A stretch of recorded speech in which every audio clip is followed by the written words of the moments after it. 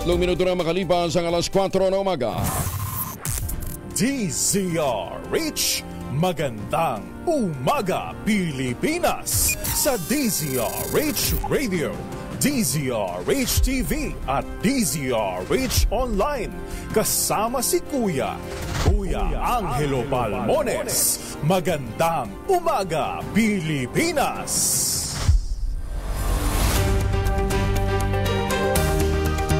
Merkules na tayo ngayon. Ikalabinsyam ng Marso 2025. 30,000. 30,000 lang nag-iintawin na premyo sa Mahiwagang Tunog. Sa ulo ng ating mga balita, dating Executive Secretary Bingbong Mijaldea sinugod sa ospital habang bumibisita kay dating Pangulong Digong sa The Hague, Netherlands.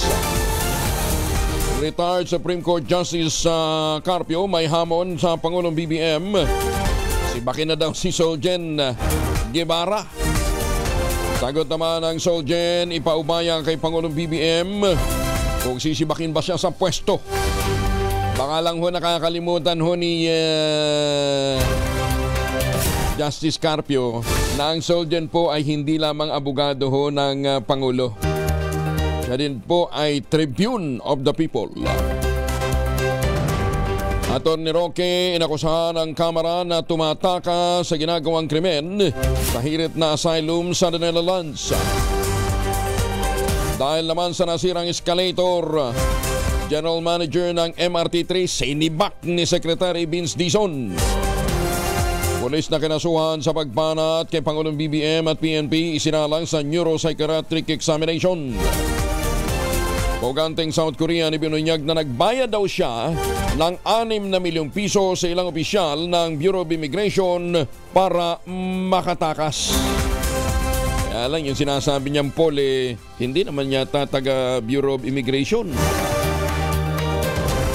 Kasama natin ang buong radyo natin FM nationwide, ang ating action radio station sa Luzon, Visayas at Mindanao. 91.7 BNFM Radio sa Cebu at 94.3 FM sa Jensan. Bagong balita, bagong impormasyon. Kasama si Kuya Angelo Palmones. Magandang umaga Pilipinas! Isinailalim na ng Philippine National Police sa neuropsychiatric examination si Patrolman Francis Steve Dalion Pontillas. Ito'y kasunod ng paghahain ng QCPD o Quezon City Police District ng mga kasong inciting to sedition at paglamag sa cybercrime law laban sa pulis kasunod ng mga naging komento niya online kaugnay ng pagkakaaresto kay dating Pangulong Digong Duterte. Papanayam ng DZRH sa radyo natin kay PNP spokesperson Brigadier General Jean Fajardo.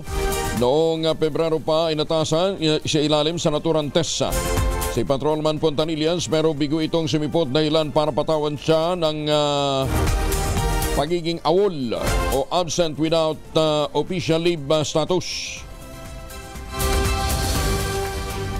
Kita mo naman, sir, at makakamduman mo sa kanya mga pananalita na hindi ito ordinaryong pulis na gusto lang magpahayag ng kanyang damdamin na he is challenging the duly constituted authorities, and ito ang tinitingnan natin ngayon na talagang ang mga supporti at binodocument po natin lahat po yan at para ang isang pulis na patrolman at challenging not only the PNP leadership, pati na rin po yung ating Pangulo. At mas nakakatakot naman to, pulis. Binigyan nyo ng baril, yung pala may topak.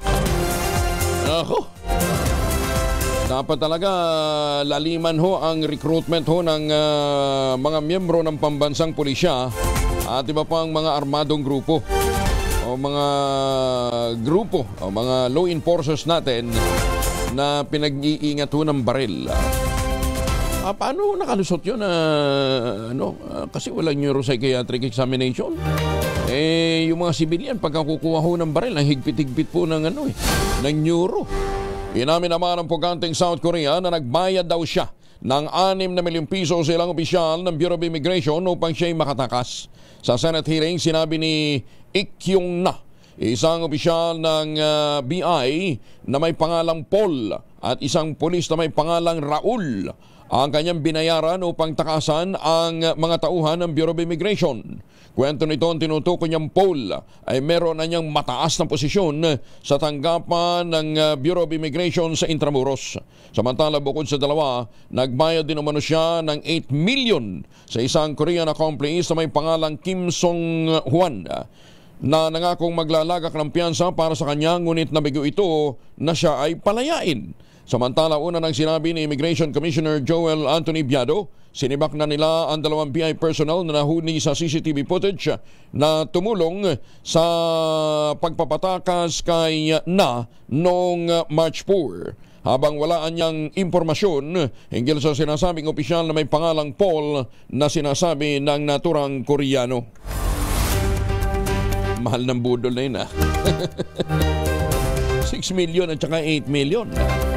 Binabantayan na ng National Bureau of Investigation ang 20 vloggers na inaakusang nagpapakalat ng fake news sa social media.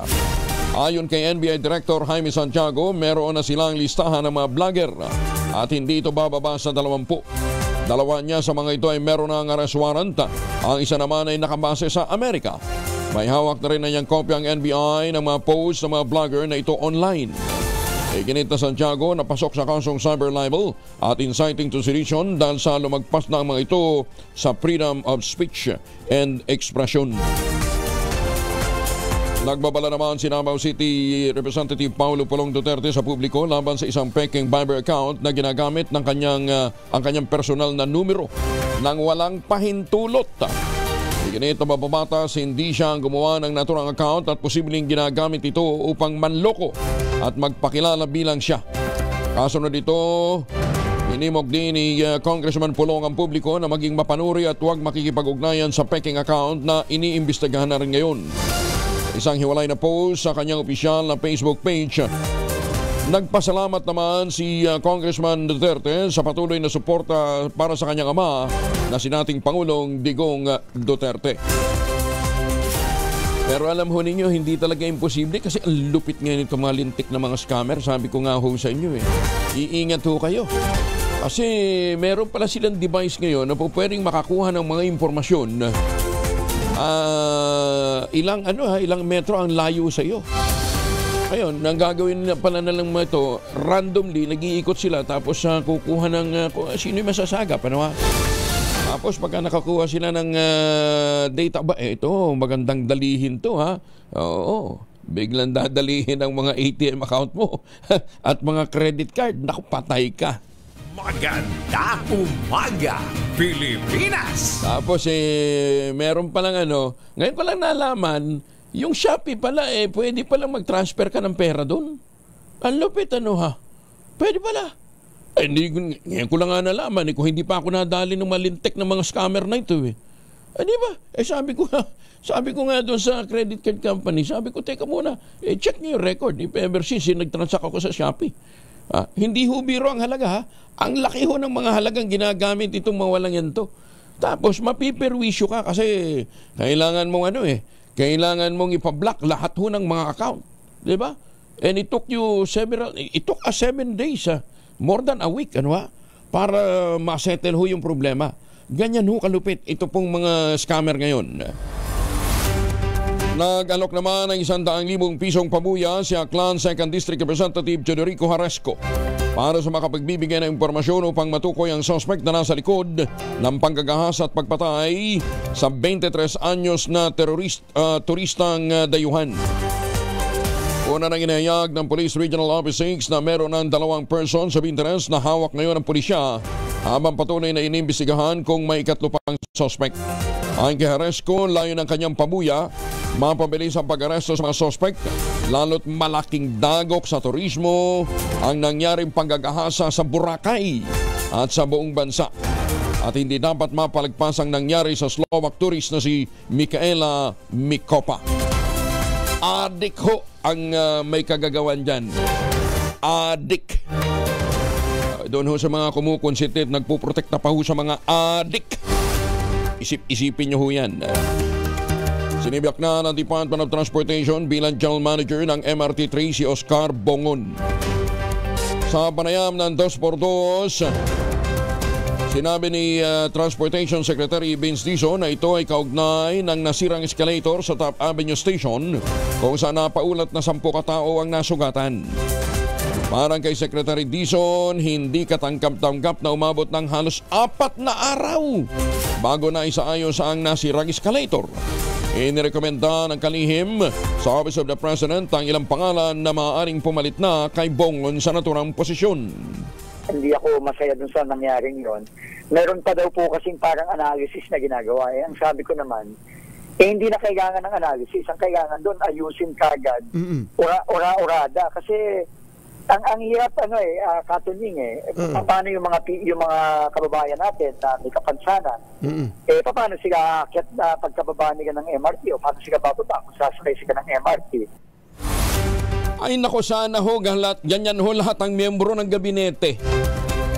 Di ba? Yung action man, hindi yung nag-iintay. May iniimbisigahan pa namin yung naalam pa na. Abutin ka ng siyam-siyam. Hanggang ngayon, hindi pa nasusolusyonan yung problema. Kaya Mr. President, panahon na po para sibakin nyo yung mga tutulog-tulog dyan. Sino bang mga cabinet member na tutulog, ha? Sino bang sekretary ng DOST? Di ba? Puro biyahe lang ginagawa ng mga tauhan nun eh. Sino pa? Sekretary ng Tourism? Meron ba? May Department of Tourism pa ba tayo? Di ba? Mabibilang mo lang sa daliri mo ngayon kung sino yung nagtatrabaho eh.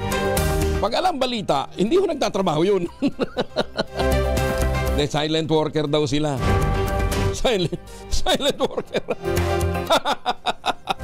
Pinasisweldo kayo ng taong bayan, ala kayong ginagawa mga... Pinag-aaralan ng Department of Transportation na palawigin din ang operational hours sa gabi ng iba pang mga tren sa Metro Manila. Sinabi ni Secretary Vince Dizon sa panayam ng DZRH at ang radyo natin na nakikipag-ugnayan na sila sa iba pang mga private operators single dito. Lalo pa niya't kailangang isaalang-alang ang maintenance sa mga tren para masiguro naman na walang mangyayaring aberya. Nakausapin ko na rin po ang private operator para po lahat ng mga tren natin, kung kinakailangan, mag-extend ng oras, lalo na sa gabi. Yung umaga naman, okay na yung alas 4 ng madaling araw, tingin ko. Opo. Pero yung gabi, tingin ko mas importante yon. Pero ang kailangan lang natin i-balance talaga, yung maintenance. Kasi araw-araw kailangan i-maintain ng ilang oras yung ating mga tren para naman sigurado na wala namang masisira. Kasi siyempre, kailangan naman masigurado natin na hindi ma-aberya yung mga tren na sinasakyan ng mga kababayan natin. Ikinatuwa naman ng ilang jeepney driver ang 3 linggong sunod-sunod na rollback sa presyo ng mga produktong petrolyo. Sa naging panayam ng DZRH at radyo natin, silang matsuper, malaki na nila ang kanilang natitipid at makatutulong ito na pandagdag sa pagkain ng kanilang pamilya. Dahil po sa araw-araw na rollback, ang katipid po ng 50 pesos kada araw. Kasunod nito, umaasa naman sila na hindi sila babawian ng mga kumpanya ng langis na maaaring mapilitan na niya din silang humanap ng iba pang pagkakakitaan. Balik sa hanap na lang ibang pagkakakitaan para mabuhay lang ang pamilya. 17 minuto na makalipas ang alas 4 ng umaga. Naglaan naman ng 300 milyong piso ang Philippine Amusement and Gaming Corporation of PAGCOR para sa pagpapabuti ng mga pasilidad at pagsasanay ng mga kadete ng Philippine National Police Academy o PNPA. Sa ika-45 taon ng PNPA Alumni Homecoming sa Silang Cavite, sinabi ni PAGCOR Chairperson Alejandro Tenco, mahalaga ang modernong teknolohiya at pasilidad upang mas maging epektibo ang paglaban sa krimen. Ayon kay Tenco, saklaw ng pondong ipagkakaloob ng PAGCOR ang pagtatayo ng PNPA Alumni Association Building, pag-upgrade sa Crime Scene Plaza para sa forensic training, paggamit ng Firearms Training Simulator, pagkuha ng crime mapping at cybercrime investigation software, at paghatid ng patient o pagbibigay ng patient transport vehicle na may kumpletong medical equipment. Samantala, naibigay din ng PAGCOR ang mahigit sa 2 milyong pisong cheque para naman sa PNPA Alumni Association at gagamitin ito sa pagbili ng 100 tablets para sa pag-aaral ng mga kadete. Maganda umaga, Pilipinas! SK ng Davao del Norte kinundi na ang pagiging bastos ng isang SK counselor sa isang ICC judge sa social media. Detalye ng balita mula kay Jun Soter mula sa Action Radio Davao. May buntag ni mo, Jun.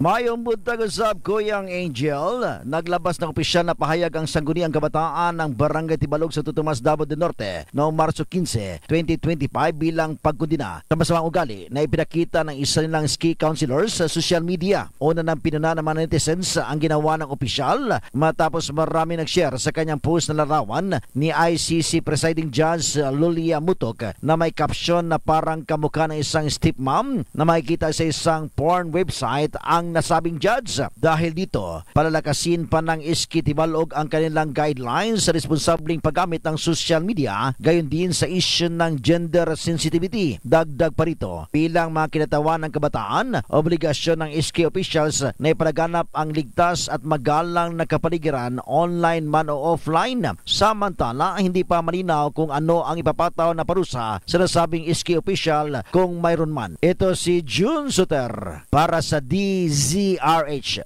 Una sa Pilipinas, una sa Pilipino. Daghang salamat na Jun Soter. Samantala, muling humingi ng panalangin si Senator Bongo sa mga local leaders at kahit na hindi nila kasama sa politika na ipagdasal bilang Pilipino si dating Pangulong Digong Duterte na ngayon ay nakakulong sa The Hague, Netherlands.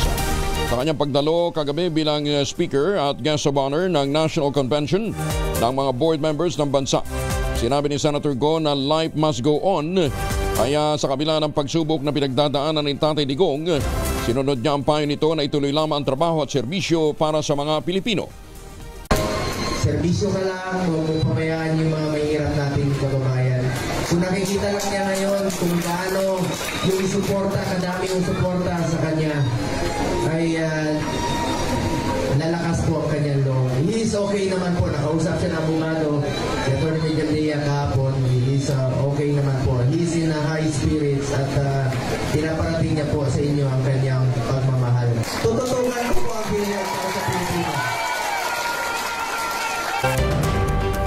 Inundina ni House Committee on Overseas Workers Affairs Chair Jude Asidre ang hirit ni dating presidential spokesperson Harry Roque na asylum sa The Netherlands na isa umanong pagtatangkang takasan ang kanyang mga pananagutan kaugnay ng Philippine Offshore Gaming Operators na iniimbestigahan ng Kongreso gayon din ang mga krimen na nakapaloob dito gaya ng human trafficking.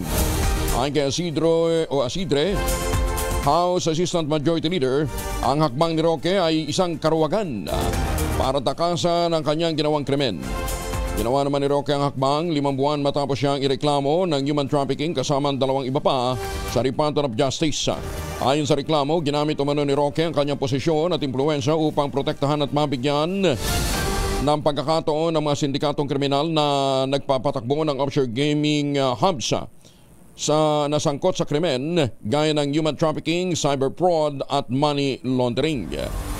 Sinabi ni Asidre, lalo lamang lumakas ang hinala na mas malalim ang pagkakasangkot ni Roque sa mga iligal na operasyong ito dahil sa kanyang biglaang application para sa asylum. Sa gitna naman ng kontrobersyal na pagkakaresto kay dating Pangulong Rodrigo Duterte ng International Criminal Court, binigyan din ni PDP Laban Senatorial Candidate Attorney Jimmy Bondoc na lumalakas ang baluktot na makapangyarihan dahil sa kawalan ng paninindigan ng mga nakapalibot sa kanila. Ayon kay Attorney Bondoc, hindi biglaang nangyari ang pag-aresto kay Mayor Digong dahil matagal nang naisakatuparan ng mga plano para sa pagdakip sa kanya. Ito ang niyang resulta ng hindi paninindigan sa maliliit na issue kabilang ang pagpayag sa ayuda politics, pagpirma sa impeachment move laban kay BP Inday Sara at ang paggamit ng mga writers at mga trolls upang sirain ang mga leader ng tunay na naglilingkod. Binigyan din pa ni Attorney Bondoc na ang kasamaan ay bihasa sa pagbabalat kayo. Madalas itong tinatanggap sa ngalan ng politika pero ang mga pumapanig sa baluktot na makapangyarihan o BM ay hindi laging masasama, kundi karaniwang tao na may katuwirang politika lamang ang katuwiran ay politika lamang ito. Nakalulungkot niya na ang nasabing katuwiran ay naging ugat ng mahigit isang siglo ng paglubog ng Pilipinas.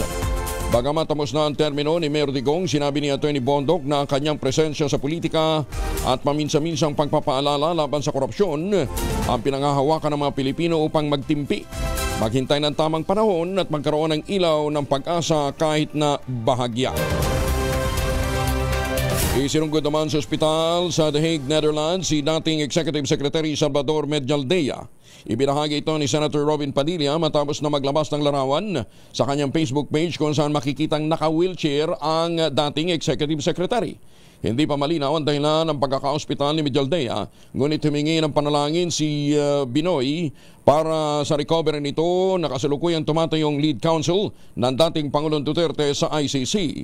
Samantala, nabatid naman mula kay Vice President Sara Duterte na isang British-Israeli lawyer na kilalang si Nicholas Kaufman ang tatayong pinuno ng legal team ni Mayor Digong.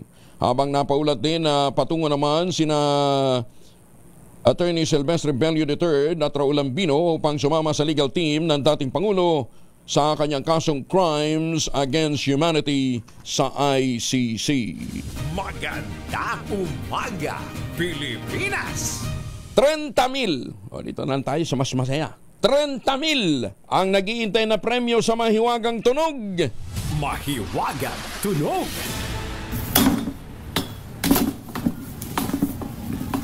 Ayan, galingan naman ninyo. Joke. Basta yung isa dyan, plastic na upuan na pwede nyong gamitin habang kayo naliligo gamit ang Shield Bath Soap. Ang inyo pong mga sagot, ipapatalo po ninyo sa 0919-282-6485. Sundin ang tamang format po ng pagte-text, empty space, name slash, other slash, contact number slash, at ang inyong sagot. Ang inyo pong mga sagot, ipapatalo po ninyo sa 0919-282-6485. Basta tandaan ho ninyo, isang beses lang. Kasi baka ho mamaya nagpapadala kayo ng maraming beses hindi ho babasahin niya ng system. Baka mamaya nakapagpadala na kayo ng tamang sagot, hindi nag-register doon. Kayo rin, sige. Ngayon kung sasali kayo online, ito online, pwede ka magpadala ng maraming sagot. Dahil wala namang limit dyan. Online po pwede ka magpadala ng maraming sagot. Kinakailangan may sharer badge kayo. Pwede ba mag-share badge sa maraming beses? O minsan lang din? Once lang din. Okay. Ganun pala. Di once lang din pala sila makakasagot. Oo. Ganun ho kasi yun. Baka mamaya nga kasi, tama na yung sagot nyo, hindi lang nag-register, hindi pumasok. Kasi nga, hindi binilang ng computer, ng ating system. Ganun ho yun nako. Sayang yan. Sige kayo rin. Ayan Basta ganun ho yung format. 30,000. Marami-raming bigas ka nang mabibili nun. Magandang umaga, Pilipinas! Ayan parang parang sa pagboto. Pansamantaling ko paalala natin sa pagboboto tayo. Pagboboto ho kayo sa senador, 12 lang. Pwedeng 11, basta not more than 12. Kasi hindi rin ho yan bibilangin ng system. Ganun din sa mga councilor. Halimbawa, dyan ho sa Romblon, boboto kayo ng mga konsihal. Ilan ba konsihal ng Romblon? Mambing Solis. Halimbawa, 8 lang yung congressman, councilor ng councilor. Provincial board, yung Bukal. 8 lang. Parang number 8, Bing Solis. Yan bumoto kayo, nag-shade kayo ng mas marami sa 8, hindi mabibilang yung boto. Sayang naman. Di ba? So, ang gagawin ho ninyo, kaya dapat alam ho ninyo kung ilan lang yung iboboto nyo Diyan ho marami nagiging stale vote. Yung hindi nabibilang yung boto dahil dyan. Sa party list. Unahin nyo na party list kasi nasa likod yung nasa likod ng balota, yung listahan ng mahigit 100 party list, dami nun. Pero out of 100 plus, isa lang ho ang dapat na iboto. Halimbawa, na-shade na ninyo, number 72, ang Comadrona. Huwag na kayo mag-shade ng iba pa para hindi ho masayang ang inyong boto. Magandang umaga, Pilipinas. Mga misis, amoy araw si Mr. pag-uwi galing ng trabaho, abay dalian sa germs sa katawan nila para labanan ang amoy araw at amoy pawis, gumamit ang Shield Bath Soap regularly. Unbeatable ang Shield sa paglaban sa germs versus another brand. May shea butter na pampalambot ng kutis sa presyong abot kaya 12.50 SRP. Kaya naman, recommended ito ng Philippine Nurses Association. Kaya mga misis, ay challenge you, subukan ng Shield Bath Soap. Galit sa sakit, may malasakit, sulit na sulit. Tatlong tulak ng ilegal na droga sa Dagupan City, timbog sa bypass operation ng PNP. 136,000 pesos na laga ng shabu naman ang nakumpiska. Detalye ng balita mula kay Freddy Pajardo, RS38. Masantos siya kabasan ni Chika Amin sa ating mga kababayan dyan sa Pangasinan, Freddy.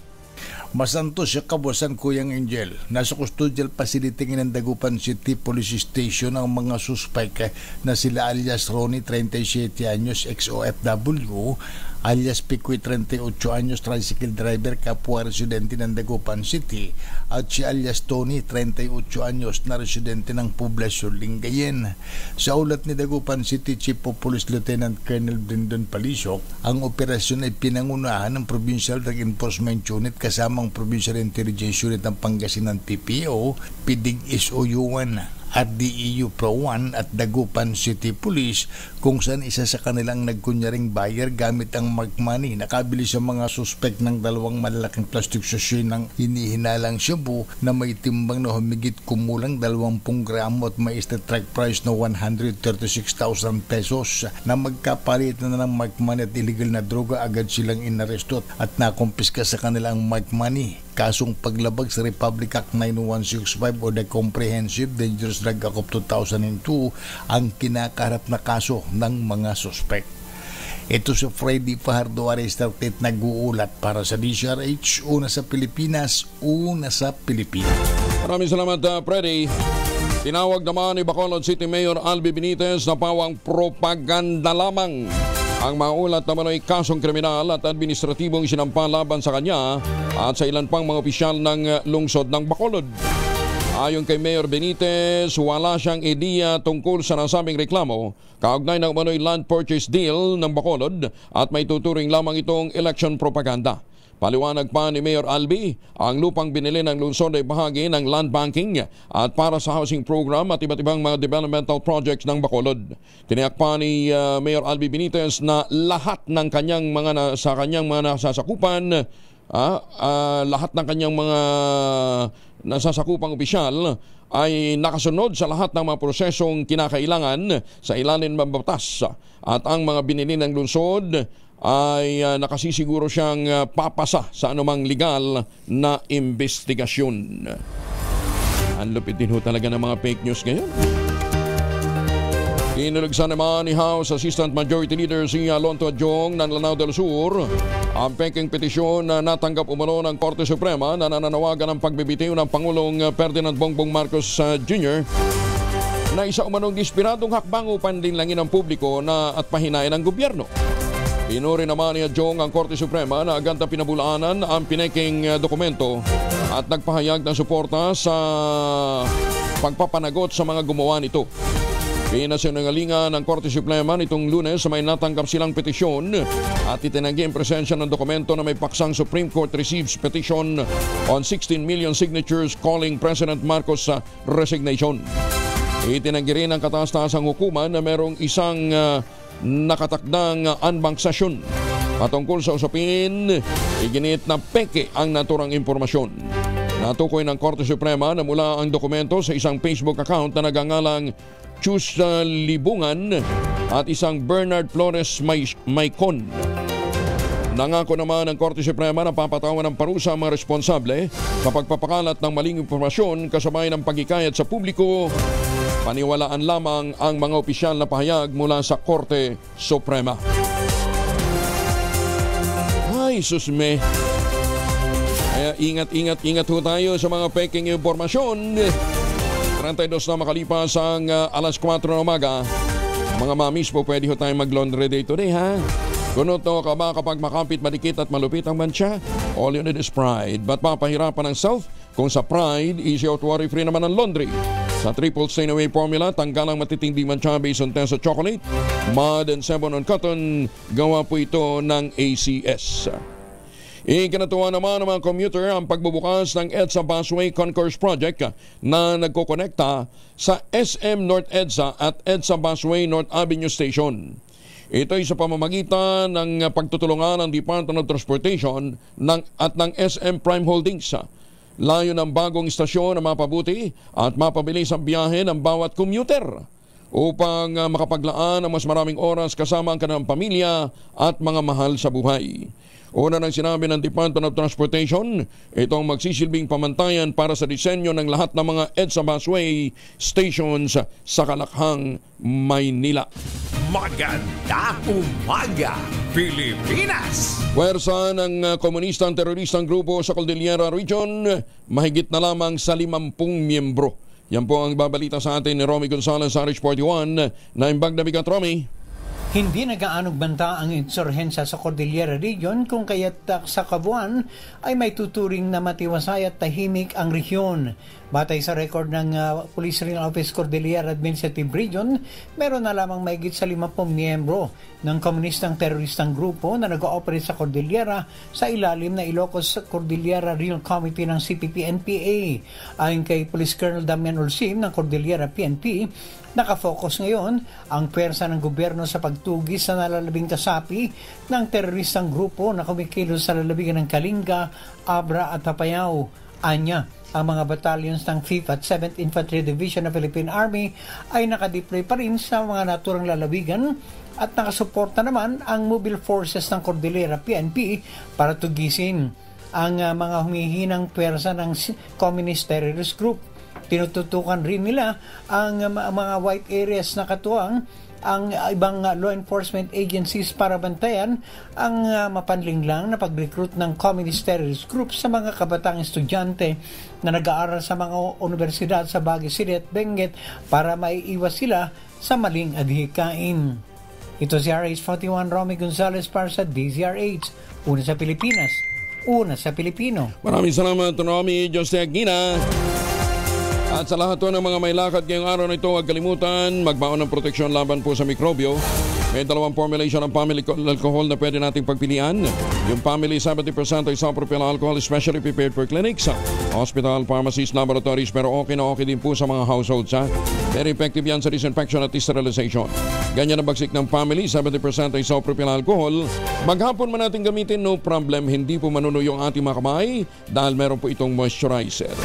Yun namang mabangong family wrapping compound improvement cologne. Ayan po yung mabangong isopropyl alcohol na gamit po ng mga masahista, mga barbero, mga doktor, mga nurse, mga komadrona for sponge bathing and other cleansing purposes. Family wrapping alcohol parang DZRH book na sa mahabang panahon, mabibili sa namang butik at convenience stores nationwide. Family wrapping alcohol hindi lang pampamilya, pang sports pa. Magandang umaga, Pilipinas! Magbaon ho kayo ng family alcohol pag pupunta ho kayo sa Star City, ha? Ayan. Dahil ang Star City mula po noong March 18 ay bukas na Tuesday to Friday, 2 p.m. hanggang 10 p.m. At pag Saturday naman hanggang Sunday, 1 p.m. to 10 p.m. Ayan, ha? Yan ho yung bagong schedule ng Star City. Yan, ha? Batay po ito sa anunsyong ipinarating sa atin ng mayor ng Star City. Basta Tuesday to Friday, 2 p.m. open na ang Star City. Bagong balita, bagong impormasyon. Kasama si Kuyang Angelo Palmones. Magandang umaga, Pilipinas! Kasong cyber libel laban kay Daryl Yap umakyat na sa korte. Detalye ng balita mula kay Morley Alinio. Morley, good morning! Gising na ang showbiz, rampa na Pilipinas. Good morning, Kuya Angel. Umakyat na nga sa husgado ang reklamong cyber libel na isinampa ni Vic Soto laban sa controversial na direktor na si Daryl Yap. Ito ay may kaugnayan doon sa controversial na teaser ng pelikulang The Rapist of Pepsi Paloma na hindi nga naipalabas. Well, sa kampo mismo ni Daryl ay nagsabi ang mga ito na wala silang dapat katakutan dahil alam nila kung ano ang katotohanan. Haharapin daw kung ano man ang dapat harapin nitong si Daryl Yap matapos na ipalabas nga ang teaser ng pelikulang The Rapist of Pepsi Paloma. Well, sa totoo lang, sa inilabas na resolusyon ng Muntinlupa Regional Trial Court o RTC ay nakitaan daw ng sapat na basihan ang reklamo ni Vic Soto kaya iniakyat ito sa husgado mula sa Fiscal's Office. Well, sa totoo lang, hindi man nagbibigay ng solidong pahayag itong si Direk Daryl Yap, pero mapapansin mo sa kanyang mga ngiti, sa kanyang mga sinasabi na hindi siya natatakot sa nasabing usapin ng demanda sa kanya ni Vic Soto. Alam naman natin kung gaano katapang at gaano katalino ang direktor na si Daryl Yap, kaya marami ang nagsasabing ang nasabing demanda ay posibleng malusutan ng kontrobersyal na direktor. Yan ang ating DZRH Showbiz News. Ako po ang inyong RH47. Morley Alinyo para sa DZRH, una sa Pilipinas, una sa Pilipino. Maraming salamat, Morley. Padala natin si Daryl ng tsokolate, ha? Ay, sa mga pauwi ng Pilipinas, ha? Baka kayo magpapasalubong, wag na po tsokolate. Meron ho tayong locally produced chocolate na global ang dating, global ang lasa. Ayan, ha? Ang tinutukoy po natin ay tangerine chocolate. Sa tulong po ni Dr. Helen Tan, yung po mga planting material ng kakao galing Davao, hinakot po yan para may tanim sa ilalim po ng mga nyugan dyan po sa lalawigan ng Quezon. Kaya yung mga magdiniyog, yung mga magsasaka na dating umaasa lamang sa kopra at iba pang mga aning bukid, ngayon ay may sariling brand na ng tsokolate. Ang tangerine chocolate. Available po yan sa 0919-0955-935. Yung mahigit 10 variants po ng tangerine chocolate na ang mga raw material ay galing din po sa ani ng mga magsasaka, ay matche-check po ninyo sa tangerinechocolate.ph. Ang sabi nga po ni Dr. Helen Tan, sino bang magmamalasakit sa Pilipino kundi ang kapwa Pilipino? Kaya sa bawat tangkilik po natin ng tangerine chocolate, pinalalakas natin ang loob ng ating mga magsasaka, pinalalakas natin ang ating ekonomiya. Sabi po ni Dr. Helen Tan, tangkilikin natin ang gawang atin. Umaga, Pilipinas! Nilinaw naman ni Senator Jaime Marcos na hindi niya kinokontra ang administrasyon. Partikular na ang pamumuno ng kanyang kapatid na si Pangulong Bongbong Marcos kaugnay ng pag-aresto sa dating Pangulong Digong Duterte. Kapanayam ng DZRH at radyo natin ipiniduwanag ng presidential sister. Gusto niya lamang na maliwanagan ang sambayan ng Pilipino kaya siya nagkasanang investigasyon. Kung tutuusin, makatutulong pa niya ito para sa Malacanang ngayon talamak na ang mga kumakalat at mga fake news sa issue. At sa pamamagitan din na niya ng investigasyon, maitutuwid ng gobyerno ang mga nagawa nitong mali kung meron man. Idiniin pa ni Senator Jaime na pagkakataon din ito para malaman ang buong katotohanan kung bakit tila nagbago ang ihip ng hangin sa posisyon ng pamahalaan tungkol sa jurisdiksyon ng International Criminal Court o ICC. Layon din na niya ng Senate inquiry na kalmahin ang mataas na emosyon ng mga Pilipino kabilang ang mga overseas Filipino worker natin na nagpapaabot ng kanilang mensahe at pag-agam-agam. Kita naman ho ninyo yung mga seafarers natin. Magandang umaga po sa ating mga marino, ha? Nasa barko ho, nagpapahayag ho ng kanilang saloobin. Punto pa ni Senator Jaime, mahalagang siyasatin ang issue, lalo pat soberanya ng Pilipinas ang pinag-uusapan. Igugulong ni Senator Jaime, chairperson ng Senate Committee on Foreign Relations, ang investigasyon sa 20 ng Marso. Hindi ko naman kinukontra. Ang sinasabi ko lamang, kinakailangan malaman kung anong mangyayari. Kung tutuusin, nakakatulong pa nga ito sa palasyo pagkat yung mga fake news, umaalma na nga sila. At yun din, kung magkakaroon ng pagkakamali, di tuwirin na pagkakataon ito, itong investigasyon na ito, na alamin yung totoo at ano yung dapat. Kasi yun nga, ang tataas na ng emosyon eh. Hindi naman ako kumukontra miski kanino. Ang nais lamang magka-imbestigan. At alam niyo, sa totoo lang, hindi ako mahilig mag-imbestiga eh. Nauungkat ngayon sa social media ang dating pahayag ni Justice Secretary Boying Rimulya na kailangan mo ng isang guni ng Interpol sa local court ng Pilipinas kung pwede nilang ipatupad ang arrest warrant na posibleng ilabas ng International Criminal Court. Sa gitna pa rin ito ng pag-question sa proseso ng pag-aresto ng ICC kay dating Pangulong Digong Duterte sa kasong crime against humanity, kaugnay na naging war on drugs. Kapag dinig ng Senado noong August 2024, sinabi ni Remulla, kailangan munang dumaan sa court system ng Pilipinas ang arrest warrant. Hindi pakikialaman ang bansang pag-i-issue ng ICC nito at bahala ang Interpol sa paghahabol sa mga taong nasasakdal. Sa pagdinig, sinabi ni Secretary Remulla, kapatid po ni Secretary John B. Cremulya ng DILG na nagpatupad ho ng request mula sa Interpol. Ito daw po ay para matuloy ang paghahain para daw po matuloy ang paghahain ng arrest warrant sa akusado at hindi magkaroon ng kasuhan. Kailangan munang dumaan sa Korte ng Pilipinas ang warrant of arrest. Tinawag naman palpak ni Senator Amy Marcos ang mga korte at mga hukom ng bansa kaugnay ng pag-aresto sa dating Pangulong Rodrigo Duterte. Sa panayam ng Damdaming Bayan sa DCRH at radyo natin, ipinagtataka ni Senator Amy ang kawalan ng papel ng mga ito sa ginawang pag-aresto sa dating Pangulo kahit na buhay naman ang mga korte sa bansa. Kinikwestiyon din ni Senator Amy kung tama ba ang naging proseso ng pag-aresto sa dating Pangulo kung saan kinakailangan pang manghimasok ang ibang bansa. Mahirap tanggapin na yung mga korte natin hindi na umaandar, na yung mga judges natin palpak. Bakit wala silang papel sa lahat na ito? Kaya gusto ko rin malaman kung tama ba yung prosesong ganon. Dahil kung sa media lang, yung dami-dami ng libel, cyber libel, yung mga artista, ang katutak na marites, buhay na buhay yung korte natin. Bakit kinailangan pa yung ibang bansa pumasok dito sa Pilipinas? Magtataka lang ako at baka naman may magandang paliwanag. Pakinggan natin. Tuloy lang si Senator Bongo sa pagtatrabaho kahit mabigat ang kanyang kalooban dahil sa nangyari sa dating Pangulo sa The Hague. Sa pagtungo nito sa Alcalá, Pangasinan kung saan siya ay panauhing pandangal sa inaugurasyon ng Super Health Center, sinabi ni Senator Go na hindi siya titigil sa pagsusulong ng batas sa mga programa at proyekto para lalong ilapit ang serbisyo sa mga nangangailangang Pilipino, lalong-lalo na sa sektor ng kalusugan. Ayon kay Senator Go, ito ang bilin sa kanya ni Tatay Digong. Ituloy ang pagtulong sa kapwa. Ang Malasakit Center ay isa sa mga pangunahing estratehiya o inisyatiba ni Mr. Malasakit para dalhin ang pangunahing serbisyo medikal sa mga komunidad, lalo na para sa mga mahihirap na Pilipino sa mga malalayong lugar. Sa kanyang talumpati, muling pinasalamatan ni Senator Go ang mga magigiting nating mga health workers. Kasama dyan, siyempre, yung mga kumadrona. Tiniyak din niya sa publiko na hindi niya titigilan ang pagtutok sa PhilHealth at sa pangako nitong mas magandang benepisyo. At ang pwede kong gawin sa ngayon ay pagpatuloy yung mga programang mararamdaman talaga ng Pilipino. Kahit pa paano po, nagserbisyo naman po siya sa atin.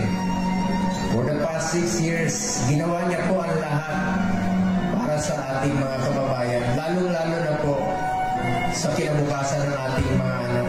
Kayo na po humusga sa kanya. Hindi po dapat banyaga ang humusga sa kanya. Dapat po Pilipino po ang humusga sa kanya kung ginawa niya po ang kanyang trabaho para sa ating mga kababayan. Ilang school principal at guro binalaan ng DepEd sa Tacloban, iwasan ang pag-share ng fake news sa social media. Detalye ng balita mula kay Jimmy Angay-Angay, RH32. Jimmy, maupay nga aga.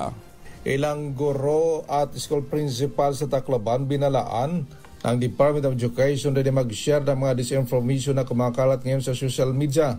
Ito ang sinabi ni DepEd Tacloban Information Officer Dr. Nilo Eder sa isang panayam. Ang trabaho ng school principal at guro ay magbigay ng mga tamang impormasyon sa mga bata at mga tao hindi makisaw-saw sa mga usaping politika at lalo na ang pag-share ng mga fake news sa social media. Kaya pinatawag nila ang ilang mga school supervisor para pagsabihan ng concerned individual na school principal na hinto na ang pag-share ng fake news dahil may kaharapin itong kaso kung ipapatuloy pa. Hindi hayaan ng DepEd Tacloban na masira ang kanilang imahe ng dahil lang sa ilang individual na mag-share ng fake news na walang ginagawang pag-verify sa impormasyon. Mula dito sa DYVL Action Radio Tacloban, ito si RH32 Jimmy Angay-Angay para sa DZRH, una sa Pilipinas, una sa Pilipino. Dagan salamat, Jimmy. Big winner ang Cayetano in action with Boy Abunda sa 38th Philippine Movie Press Club o PMPC Star Awards for Television. Matapos itong magwagi ng 2 award, Best Public Affairs Program at Best Public Affairs Program Host. Gaganapin ang star-studded awarding ceremony sa March 23 pa sa Dolby Theater kung saan magtitipon-tipon ang mga pinakasikat na pangalan sa showbiz at telebisyon. Sa paggamay ng magkapatid na senador na sina Senator Kuya Alan Peter Cayetano at Ate Pia Cayetano, Kasama ang one and only king of talk na si Boy Abunda. Patuloy na tumutulong ang programa sa pang-araw-araw na buhay ng mga Pinoy. Papapanood dito tuwing linggo pala alas 11 ng gabi sa GMA7. May mga replays tuwing Sabado alas 10:30 ng gabi sa GTV. Pinagpapatuloy ni na Kuya Alan at Ate Pia ang legacy ng kanyang yumaong ama na si Senator Rene Cayetano. Kilala rin bilang iconic program nito sa radyo at TV na Kumpanyero y Kumpanyera noong 1997 hanggang 2001. Sa pamamagitan ng Cayetano in Action ni Boy Abunda, nais nilang ipagpatuloy ang adikain ng kanilang ama na maglingkod sa taong bayan. 2 taon nang umeere pala ang Cayetano in Action with Boy Abunda mula nung unang ipalabas ng February 5, 2023. 48 na makalipas ang alas 4 na umaga. Oras na para tayo po naman ay mag-ultabayo. Ano pa ba itong ultabayo? Ang ultabayo po ay postbiotic with Lactococcus lactis sprain plasma. Ito po ay dumaan sa mahabang clinical trial sa Japan. Hindi po kwentong kutsero. Pero ang sabi ho ng mga dalubhasa, at siguro isang oras bago matulog, 2 kapsula para mas mapakinabangan natin ang benepisyo ng ultabayo. Ang bawat kapsula po ng ultabayo ay nagtataglay ng 50 billion cells ng Lactococcus lactis strain plasma. Kaya napaka-potent po nito na pagpasok po sa ating sistema, na-activate po nito yung PDC, yung plasmacytoid dendritic cell. Yan po yung tinatawag po ng ating madalubhasa na commander ng ating immune system. At yan po nagtataboy ng mga toksin sa ating katawan habang tayo po ay natutulog. Nilalabanan nito ang puyat, pagod at stress para kinabukasan may maganda kang disposisyon sa buhay. Ayan. Para ho sa inyo mga concerns, lalong-lalo na sa mga may katanungan, mga senior citizen. O teka nga pala, ang ultabayo po ay din na sa 6 years old and above. Yan, meron na hong bagong clearance mula po sa Food and Drug Administration. Tawag ko kayo sa 0917-110-6580 para po sa mga karagdagang impormasyon at para po sa inyong mga katanungan. I-text pala, text Ayan. Ang ultabayo po ay available sa Mercury Drug, Amesco Drug, Pasmed Pharmacy, John's Pharmacy at Curamed. Ito po ang kauna-unahang rehistradong sa Food and Drug Administration na postbiotic food supplement. Ito po ay halal certified. Pero ang ating mahalagang paalala, ang ultabayo po ay hindi gamot at hindi dapat gamitin panggamot sa anumang uri ng sakit. Maganda umaga, Pilipinas! Aba, nilinaw ng Commission on Elections. Ito na Nilinaw ng Commission on Elections na hindi saklaw ng spending ban ngayong election season ang cash aid at livelihood project ng Department of Social Welfare and Development o DSWD. Partikular na rito ang 12 programa ng DSWD at pamamahagi ng ayuda sa Kapos ang Kita Program o AKA Program. Base sa Memorandum Number 25-01080, kabilang ang mga nasabing programang maaaring pagpatuloy ng ahensya sa pagsasagawa.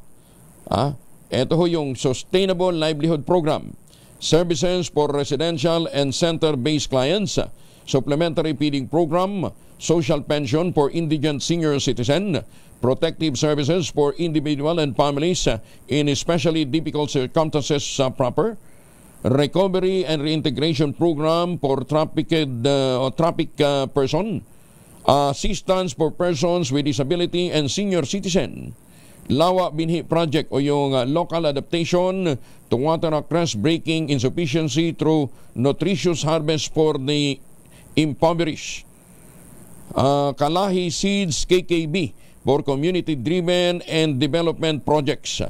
Tapos yung Cash for Work Program, Philippine Multisectoral Nutrition Project at Liwanag at Tubig Assistance Welfare o LITAW. Pero paglilinaw po ng COMELEC, walang picture, walang poster at walang presensya ng mga politika sa mga gagawing pamamahagi ng ayuda. Maganda umaga, Pilipinas!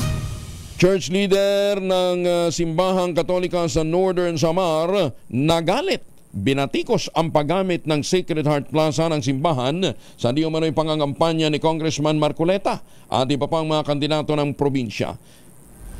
Detalye ng balita mula kay Jane Galit Bantayan, RH34. Jane, may buntag. Nagalit ang mga tinawag ng isang church leader ng simbahang Katoliko sa lalawigan ng Northern Samar na panluluko ang naganap na peace rally for responsible voting matapos sa lumabas at magsalita si Congressman Rodante Marcolita sa stage kahapon.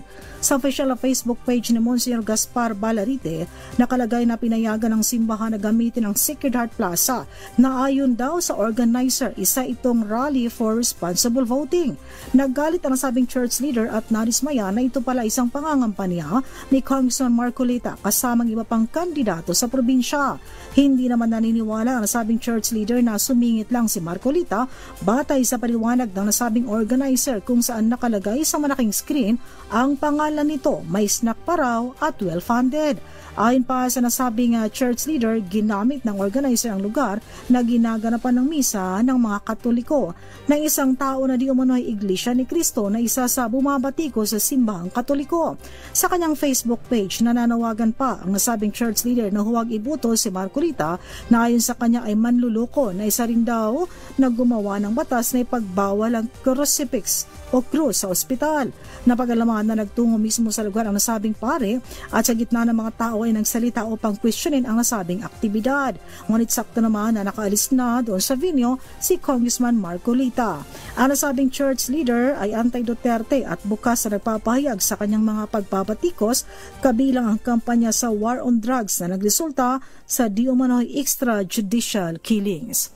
Mula sa Aksyon Radyo Katarman sa lalawigan ng Northern Samar, RH34 Jane Galit Bantayan, una sa Pilipinas, una sa Pilipinas.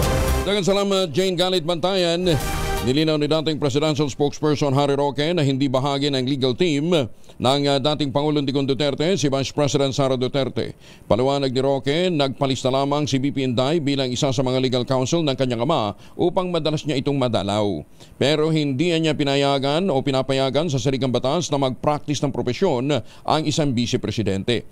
Sinabi pa ni Roque, mas magiging madali para kay BP Inday sana na madalaw ang kanyang ama sa loob ng detention facility ng International Criminal Court kapag nagpalista siya bilang isa sa mga legal counsel, lalo pangat isa rin naman siyang magaling na abogado. Kini-question ngayon sa social media ng mga taga-suporta ng dating Pangulong Rodrigo Duterte ang pagiging judge ng International Criminal Court ni Socorro Flores Leira mula sa Mexico. Dahil ito sa umano'y matinding drug war din naman sa Mexico na mas malala pa nga kung ikukumpara sa Pilipinas.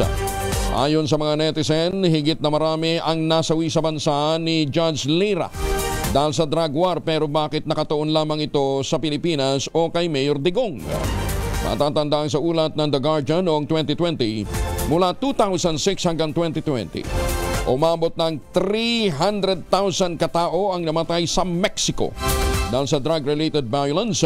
Mas mataas umano kumpara sa mga nasawi sa Duterte War on Drugs ng nakalipas na administrasyon. Tinawag naman ni Senator M. Marcos na labag sa batas ng Diyos ang ginawang pag-aresto at pagtakay kay dating Pangulong Digong Duterte. Kapanayam ng DZRH, sinabi ni Senator Amy na matanda na, may iniindang sakit ang dating presidente at hindi dapat ganito ang trato sa mga lolo't lola. Kabilangan niya sa aalamin ng isasagawang investigasyon ng Senado ay kung may batayan bang ang apela ng pamilya at mga taga-suporta na ibalik ang dating Pangulo sa Pilipinas. Ito'y lalo't matagal na niyang kumalas ang bansa sa International Criminal Court na naglabas ng warrant of arrest at dumakip kay Mayor Digong pag-uwi nito mula Hong Kong. Nais din tumbukin ni Senator Amy kung tama bang tila hindi umaandar na ang mga korte sa Pilipinas at palpak ba talagang mga hukom na wala niyang naging papel ng tangayin patungong The Hague ang dating Pangulo. Bagamat nakapagtataka niyang buhay na buhay naman ang mga korte sa ibang kaso, ay hihintay na lamang niya ang paliwanag ng mga ito oras na gumulong ang Senate inquiry sa Huwebes. Pero talagang nagugulat tayo sa mga pangyayari. Asiwa talaga ang Pilipino sa pagdadakip, ika nga, ng ating Pangulo. Tapos higit sa lahat, parang labag rin sa batas ng Diyos eh. Kasi hindi tayo sanay, di ba? Matanda na, may sakit na, wag na natin sabihin na Pangulo dati, abay, hindi natin tinatrato ang mga lolo natin ng ganyan. Yung opinion ko sa panahon ngayon, alanganin, no? Wag ko na sabihin kasi mag-iimbestiga ba tayo sa Webes. Pero yun nga, ang damdamin ng bawat Pilipino ay nag-iisa na syempre mabait tayo sa ating mga lolo. Ay, totoo po yan. Hirap tayo sa ganyang gawain. At ikalawa, mahirap tanggapin na yung mga korte natin hindi na umaandar, na yung mga judges natin palpak. Bakit wala silang papel sa lahat na ito? Kaya gusto ko rin malaman kung tama ba yung prosesong ganon. Dahil kung sa media lang, yung dami-dami ng libel, cyber libel, yung mga artistas, ang katutak na marites, buhay na buhay yung korte natin. Bakit kinailangan pa yung ibang bansa pumasok dito sa Pilipinas? Nagtataka lang ako at baka naman may magandang paliwanag. Pakinggan natin, wag nating sabihin na talagang mali o tama. Magkakamag-anak na kumakandidato sa Maguindanao del Sur at del Norte, umarap naman sa pinatawag na Candidate Forum. Detalye na balita mula kay Jun Di Makuta, Aris 19. Assalamualaikum, Brother Jun. Alaikum assalam, Kuyang Angel. Sa ginanap na peace covenant ng mga magkakatunggaling magkakamag-anak na kandidatong governors and vice governors at congressmen ng Maguindanao del Norte at Maguindanao del Sur sa BARM na ginanap sa 6th Infantry Campilan Division, isa sa mga usaping idinlog ni former Maguindanao Governor and Congressman Ismael Toto Mangudadatu ay ang mga nakikitang armadong grupo na nakastandby umano sa Barangay Siling at Barangay Digal sa bayan ng Buluan na inatest naman ng PNP. Bilang tugon, inihayag naman ni incumbent Congressman Tong Paglas na mayroong ang armed men at ito ay pawang miyembro mano ng SKA na kahimpil sa packing 3 buildings sa nabanggit na barangays at may inilalaan mano silang pondo rito at nakastensil ang mga baril at hawak na military ang records. Sa exclusive interview ng DZRH kay 6ID Campilan Division Commander Major General Donald Gumiran, ang legal function mano ng SKA ay effective lamang sa 1 taon, sa kauli magre-renew. SKAs ng LGU, Local Government Unit. Kasi may mga SKAs ng mga, halimbawa, mga business companies. Meron yan. I see, okay. Meron din SKAs ng LGUs. So, yun lang ang ano yan. To be safe na baka magamit yan sa political interest ng mga mayors. Kaya, kumbaga, hindi umaasa naman na sina COMELEC Chairman George Garcia, UPAPRO Secretary Galvez, BARM ICM Abdul Rauf Makakwa, PROBAR RD Brigadier General Makapas, West Mincom Commander Lieutenant General Nafarete, 6th ID Commander Major General Donald Gumiran at marami pang ibang opisyales natutupad sa kanilang mga sinumpaang pangako ang magkakamag-anak na kandidato para sa mapayapang eleksyon at sa layuning mapagtulungang malabanan ang di mano'y panggugulo ng mga third parties. Mula sa Central Mindanao, RH19, Jun Di Makuta. This is RH, una sa Pilipinas, una sa Pilipino. Sokran Jun, maraming salamat. Mahigit naman sa 95,000 na mga residente mula sa Taguig at mga karatig lungsod ang nakinabang sa healthcare services ng Makati City. Kabilang narito ang libreng check-up para sa mga residente ng Makati at pinalawak na libreng access sa X-ray, ECG, PBS, blood typing at libreng gamot. Ayon kay Makati City Mayor Abby Binay, nais nilang ibahagi sa lahat ng mga mamamayan ang serbisyong nararapat na kanilang matanggap.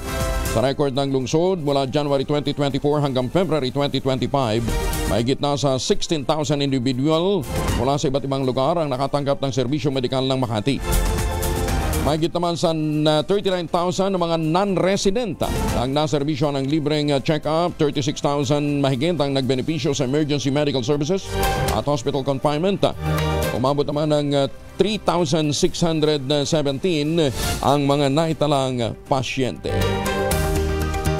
Ay, sa mga kababayan natin dyan sa Central Luzon, mga naghahanap kayo ng magandang investment opportunity, ito na po yung pinakamurang ready for occupancy unit ngayon sa buong housing industry. Aba 5% lamang daw payment, pwede pang gives. Ano pang iniintay po ninyo? Ito pa rin ang pangarap na magkaroon ng sariling bahay sa presyong abot kaya. Ang tinutukoy po natin ang mga proyekto ng Westchester Realty, yung Severa Mabalacat, Severa Bacolor, Samira at saka Severa Prestige. Napakalapit lamang po niyan sa Clark International Airport at Clark Economic Zone. Tawag na po kayo sa 0996-501-5555 o 0947-434-5555 para po sa karagdagang impormasyon. Nasa loob po ng township ang iba't ibang mga amenities, ha? Eskwelahan, simbahan, grocery stores, palengke, pati munisipyo. Kaya ano pang iniintay po ninyo? Ito pa rin ang pangarap magkaroon sariling bahay sa presyong abot kaya. Maganda umaga, Pilipinas! Si Chanel Dominguez ng Pag-asa kasama na natin para po maghatid ng latest bulletin. Kaugnay po ng latest update pala. Kaugnay ng lagay ng ating panahon. Ala naman hong sama ng panahon kaya ala tayong bulletin. Ma'am Chanel, good morning!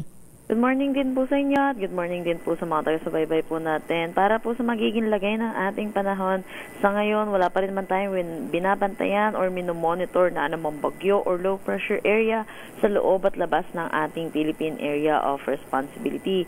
Pero inaasahan po natin yung easterlies or yung mainit at malinsangan na hangin na nanggagaling sa dagat Pasipiko ay magdadala pa rin po ng mga kalat-kalat na mga pag-ulan dito sa May Caraga at Davao Region. Inaasahan natin magkakaroon po ulit tayo ng shear line.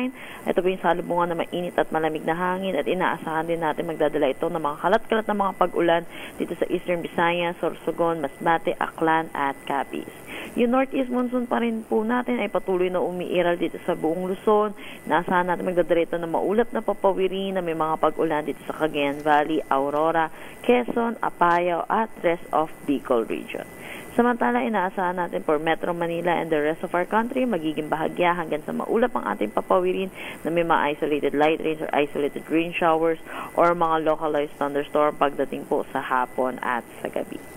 Sa ngayon, meron tayong nakataas na gale warning dito sa western section ng Northern Luzon, kaya pinapaalalahanan po natin mga kababayan po natin, lalo na po yung mga sasakyan malito ang dagat na delikado po pumalaot dito sa ating coastal water na nasturang.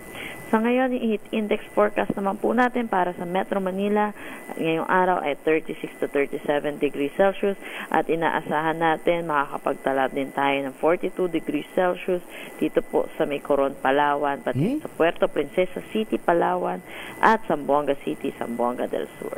Yan po muna latest dito sa Pag-asa Weather Forecasting Center. Chanel Dominguez po, magandang umaga. Chanel, bakit na Zamboanga in particular?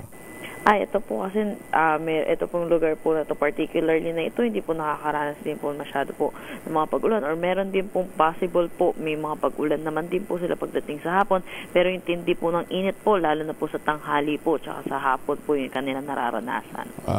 Kasi matindi yung init ng panahon, mas matindi yung precipitation. Opo. Kaya bandang hapon doon babagsak. Opo. Sige, Ma'am Chanel, maraming salamat ha. Magandang umaga.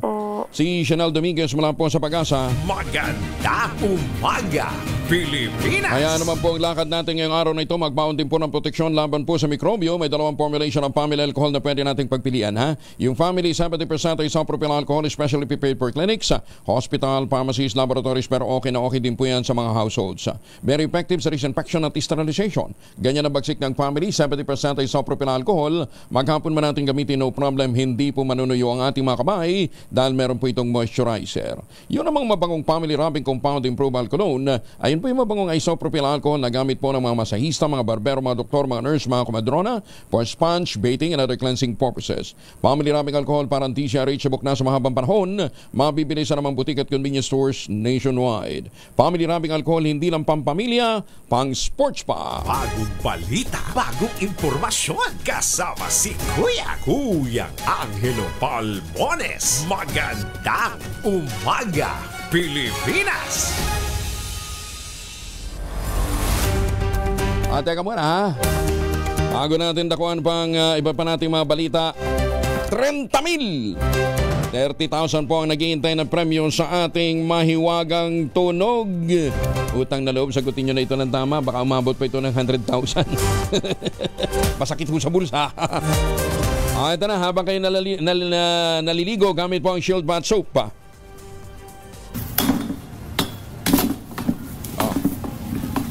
30,000 po ang halaga niyan. Ang inyo po mga sagot, ipapadala po ninyo sa 0919-282-6485. Sundin po ang tamang format po ng pagtetext sa empty space, name / address / contact number / at ang inyong sagot. Isang beses lamang po maaari mag-text sa ating text line gamit ang inyong mobile number. Sa mga sasagot online, kinakailangang meron po kayong sharer badge. Ayan ha. Mas maagang pagsagot nyo, mas maganda para mas ma-check na kagad natin na kung pumasok ba sa ating linya ha. 30,000 yan. Emergency response capabilities, pinalakas ng Taguig LGU. Nag-turnover ng rescue vehicle sa 38 barangay sa lungsod. Detalye ng balita muna kay Noche Kaka sa Rich 27. May buntag di mo, Noche.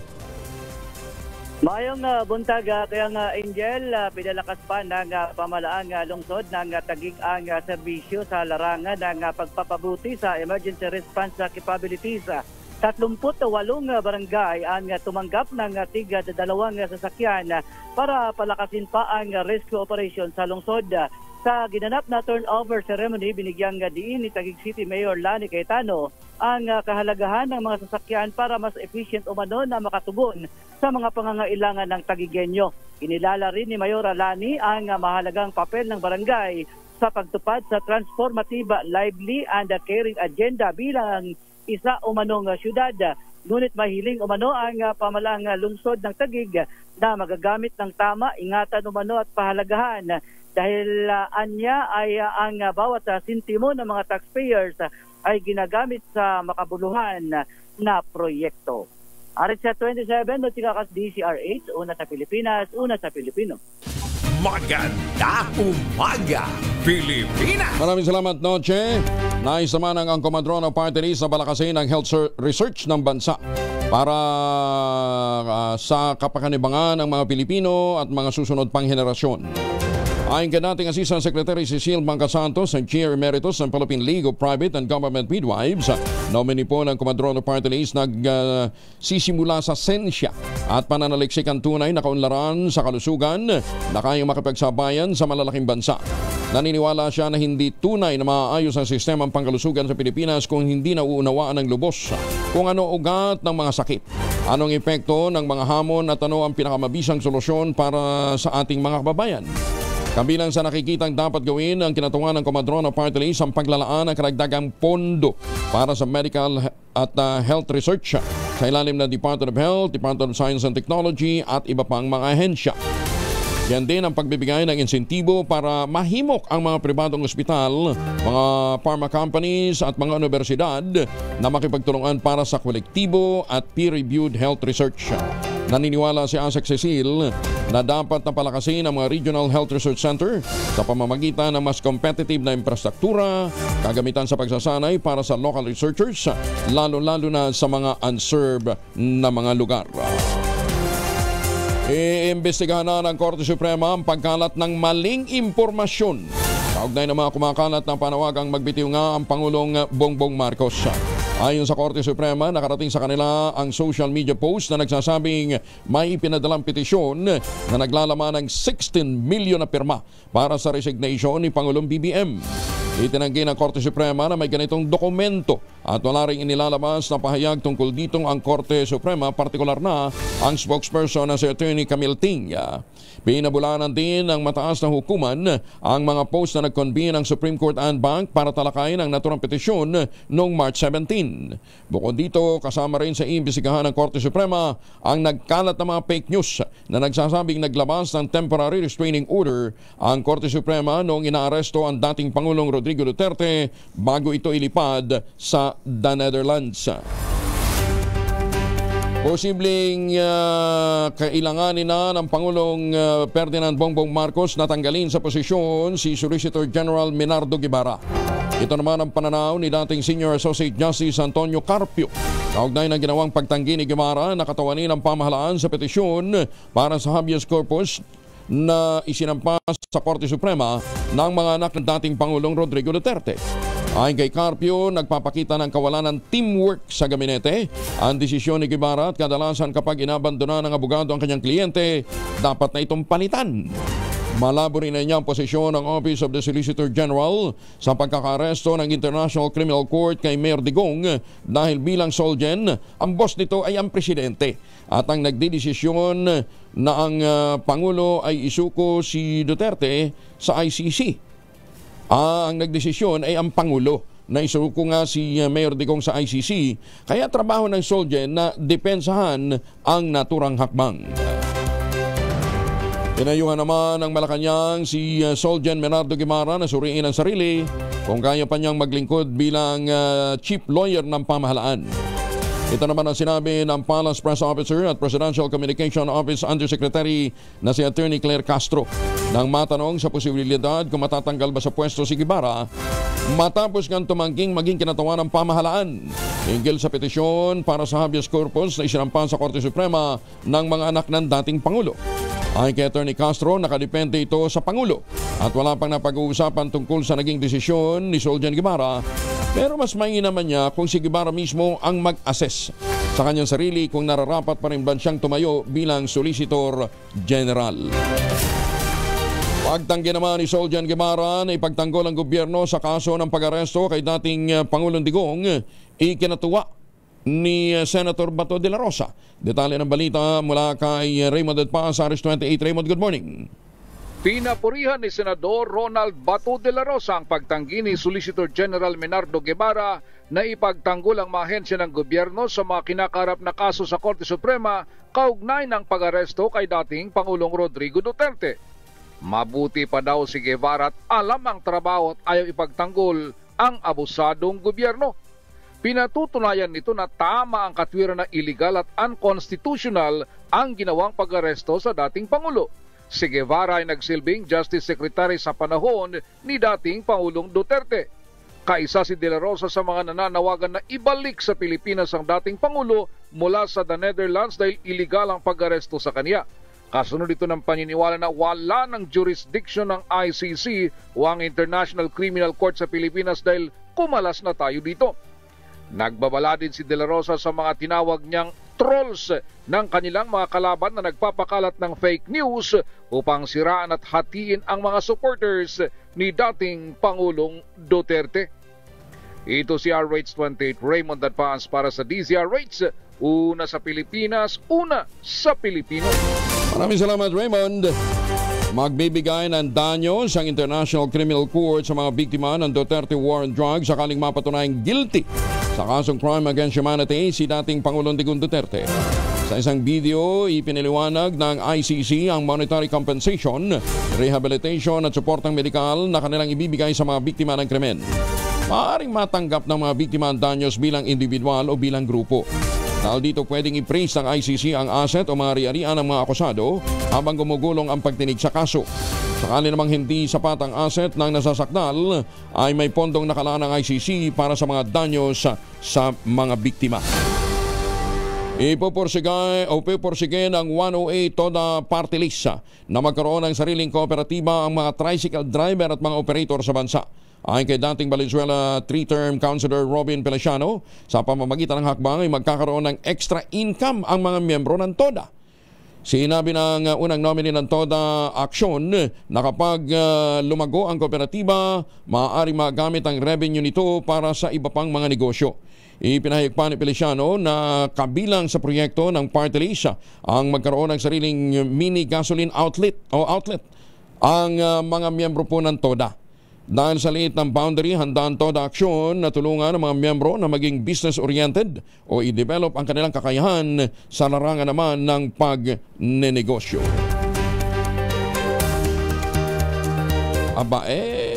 Kung ganun ho, magiging tulong ho para sa ating mga tricycle drivers. Lalong maiinganyo ang mga ito na maging available o accessible. Lalong-lalo na sa mga malalayong lugar. Alam mo ninyo, yung mga TODA lang kadalasan ang nasasakyan doon. Lalong-lalo na sa mga lugar na hirap ang ano. Yung bang mga habal-habal, may mga TODA na rin ba yan? Dapat mayroon din, organized din sana sila, no ha? Kaya yung mga nag-ooperate ng Skylab sa mga malalayong mga lugar. 16 na minuto na makalipas ang alas 5 ng umaga. Ay, 22 minutos na makalipas ang alas 5 na umaga. Magandang umaga po sa mga taga-lalawigan ng Quezon. Dr. Kim Tan, dyan po sa Lucena. Ha? Kumusta po kayo, Dr. Kim Tan? Ha? At ingat daw po kayo, tinahanap po kayo ng ating pong mga kababayan dyan sa Lucena. Ha? Ay, speaking of Quezon, tangkilikin po natin ang Tangerine Chocolate. Ito po ay produkto ng mga magnaniyog ng mga magsasaka dyan po sa lalawigan ng Quezon. Sa tulong nga po ng Dr. Helen Tan, yung po mga planting material ng kakao galing Davao. Pinakot po yan para maitanim sa ilalim po ng mga nyugan. Kaya ngayon nagpuproduce na husila ng dekalidad na kakao beans. Pinoprocess po yan para maging Tangerine Chocolate. Available sa 0919-0955-935. Meron pong mahigit 10 variants ng Tangerine Chocolate. Pwede nyo i-check sa tangerinechocolate.ph. At ang mga raw material niyan ay galing din po sa ani ng mga magsasaka. Sabi nga po ni Dr. Helen Tan, sino bang magmamalasakit sa Pilipino kundi ang kapwa Pilipino? Kaya tanggilikin natin ang Tangerine Chocolate dahil ito'y 100% gawang lokal. But taste and looks global dahil tinulungan po ng DOST at ng DTI. Sabi nga ni Dr. Helen Tan, sino bang magmamalasakit sa Pilipino kundi ang kapwa Pilipino? Kaya sa bawat tangkilik natin ng Tangerine Chocolate, pinalalakas natin ang loob ng ating mga magsasaka, pinalalakas natin ang ating ekonomiya. Magandang umaga kay Don Jackson Dique ng North Cotabato. Isa ho yan sa mga consultants ng Tangerine Chocolate. Kasama natin ngayon si Raul Manalansal, Advocate for Peace and Unity, Manalasal, Rauf Manalasal, Advocate for Peace and Unity and People's Welfare. Siya ho'y may special, sila po'y nangunguna sa isang special program para sa mga senior citizen ng BARM o Bangsamoro Autonomous Region and Muslim Mindanao. Sir Rauf, magandang umaga po sa inyo. Assalamualaikum. Waalaikumsalam, Kong Angel. Magandang umaga po. Gaano karami po ang senior citizen sa BARM? Sa BARM po, mga abutin po tayo dito na mga 300,000 more or less. Oh, daghan-daghan ha? Oo. Yes po. Pero ikaw taga-Kabakan ka? Yes po, taga-Kabakan, North Cotabato. Paano kayo nakarating sa BARM? Hindi, sakop ba ng BARM ang Kabakan? Yes po, ito yung mga barangay. Oo. May mga barangay na dating bahagi ho ng North Cotabato na nasa ilalim na ngayon ng BARM. Ayun, oo. Yes po. Oo. Ilang barangay nga ito na napunta sa BARM? Bali, 63 barangays po na North 63 Cotabato. barangay. Paano ho yun? Paano services na ibinibigay ho sa inyo? You get it from North Cotabato or you get it from BARM? Sa ngayon po, sa BARM na po, nakalipat na po sa BARM ang karamihang serbisyo ng pangpubliko ng para dito sa bayan ng 63 barangays ng North Cotabato. Okay. Sir Rauf, bukod sa mga nagawa na ng, kasi medyo matagal-tagal na rin ang senior party list, Diyan po sa Kongreso, Ano pa yung gusto ho ninyong isakatuparan ng mga programa para po sa ating mga senior citizen? Ito pong ang aming party list po, ito po yung ang tinig ng senior citizen po ay tinig. Para po sa yes po. Ito po ay magiging boses ng mga senior para sa karapatan, kalusugan at kabuhayan para sa mga senior at kanilang mga anak at sa ating komunidad. So, tinig ng mga senior citizen. Boses.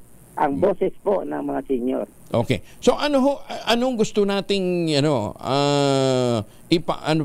ma-accomplish pa para po sa kasi meron na tayong senior citizen law. Diyan ho ba sa BARM na mahigpit ba na ipatutupad din ho ba ito? Opo, active pa pong mas palawakin pa ang mga serbisyong para sa senior citizen po. Oo. Pero diyan sa BARM, kasi sa ibang mga towns kasi, di ba? Na-implement nila yung mga yung mga exemption, yung mga health benefits para sa mga senior citizen. Sa BARM, are they extended similar assistance?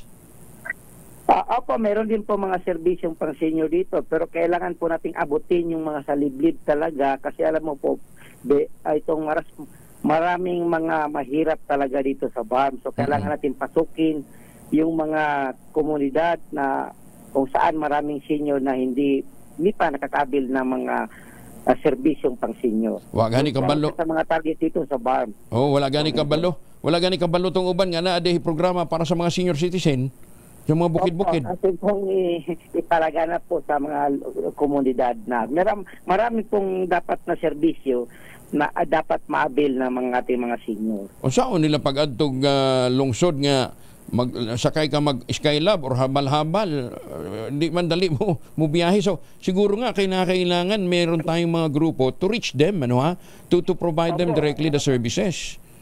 Opo, yun po ang gagawin natin na kailangan natin pumasok sa mga liblib barangay para mabigyan sila ng serbisyo. Yung to, 'di ba, mga senior meron ng birthday gift pagtungtong nila ng 65 ba yun? 70. Yun na-implement sa BARM?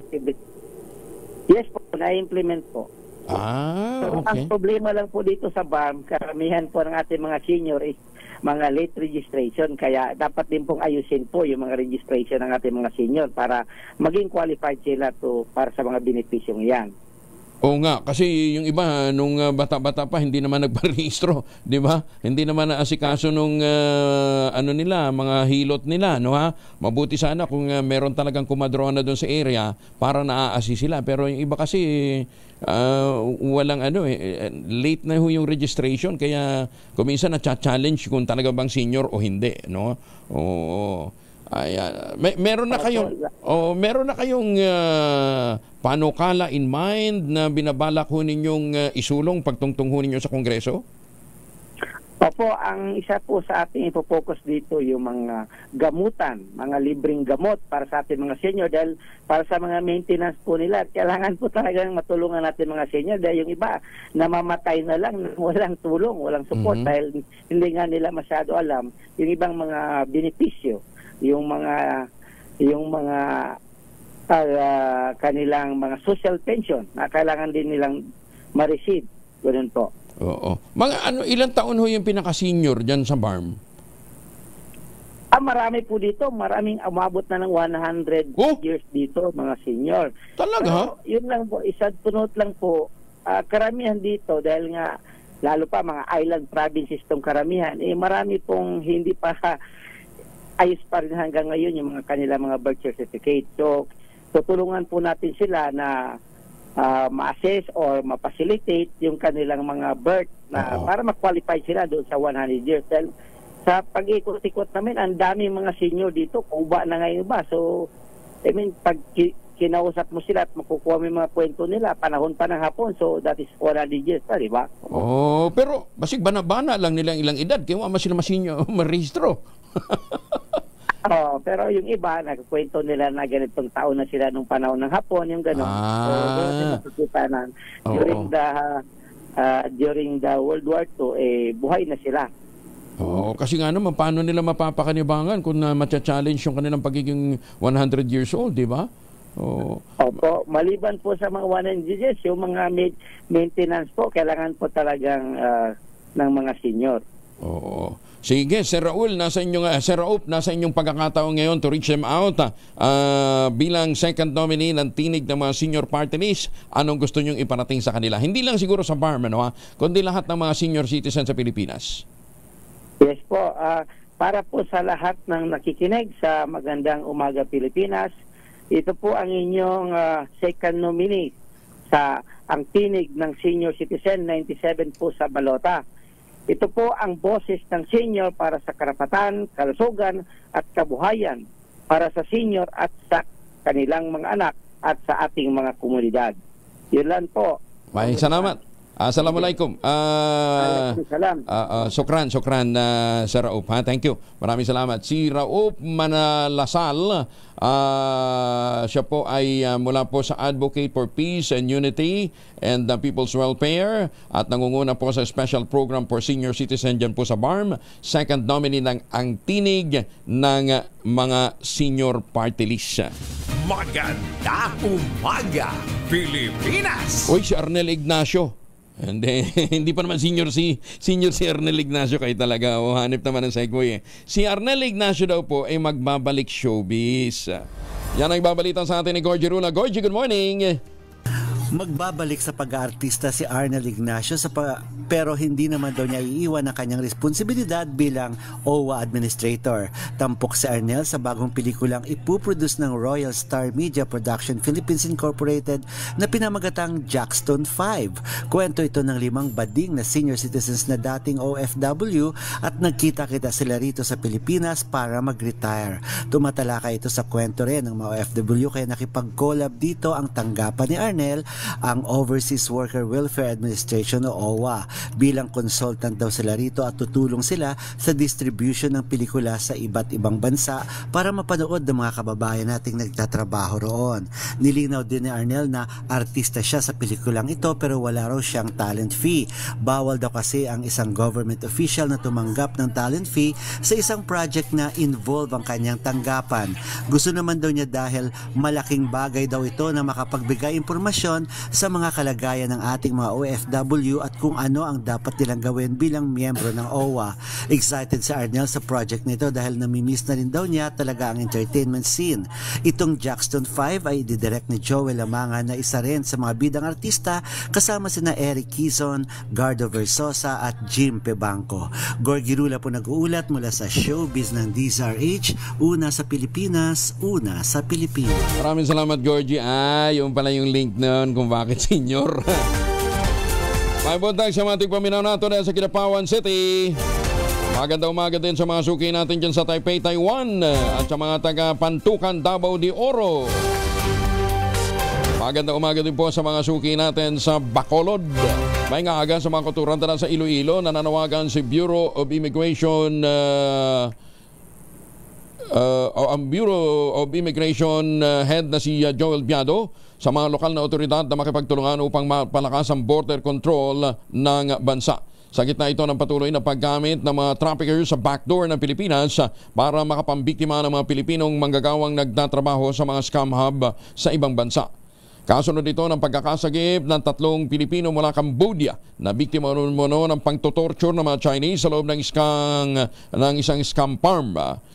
Ito ay matapos humingin ng saklolo ang mga biktima sa National Bureau of Investigation sa pamamagitan ng ipinadalang video clip.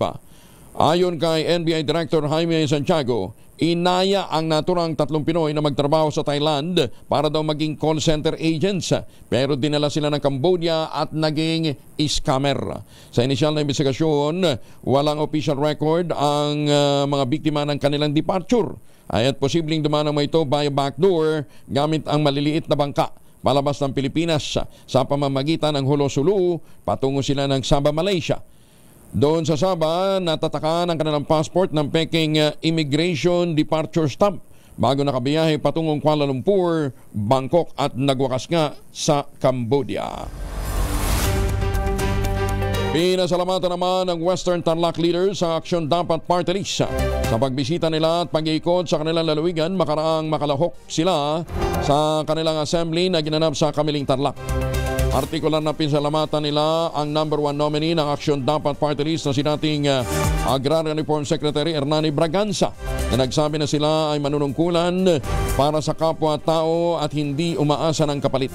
Ang Aksyon Dapat Party List ay nakatuon sa kanilang battle cry na isang matinong gobyerno tungo sa komportableng buhay ng mga ordinaryong pamilyang Pilipino. Muli namang nanawagan ang Aksyon Dapat Party List sa pamahalaan, bigyan ng pantay na oportunidad sa kalusugan, edukasyon, personal security at pabahay ang bawat pamilyang Pilipino.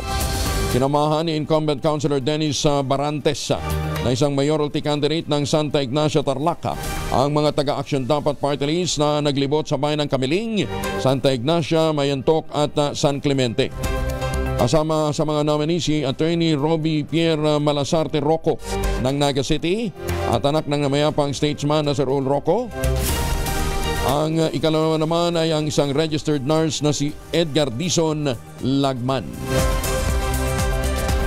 Nabotas unang nakinabang naman sa pag-arangkada ng ipanalo ng kinabukasan sa ilalim ng programa ng DSWD. Detalye ng balita mula kay Edwin Duque, RH23. Edwin, good morning. May buntag Kuya Angel, marangkada na ang ipanalo ang kinabukasan ng SWD na nag-upisa kahapon sa nabutas. Ayon kay Congressman Toby Tiangco, ito ay isang programang magsusulok ng digital financial literacy at pagsasama para sa mga benepisaryo ng 4Ps. Isang paunang batch ng 50 membro ng 4Ps ang nakatanggap ng mobile phone para naman matulungan silang mag-navigate sa mga digital transaksyon at financial platform. May 852 naman apps o 4Ps ang beneficiaries na dumalo sa launching at nakatanggap din ng taga 2,000 na tulong pinansyal. Lubos naman nagpasalamat si Tiangco sa SWD sa pagpili sa nabutas bilang unang lungsod sa NCR na makinabang sa Panalo program. RS23 Edwin po kinagulat sa DZRH, una sa Pilipinas, una sa Pilipino. Maraming salamat Edwin. Samantala, 4 na karagatan ng bansa positibo pa rin sa red tide ayon sa BIPAR. Detalye ng balita mula kay Bal Gonzalez sa RH5. Bal.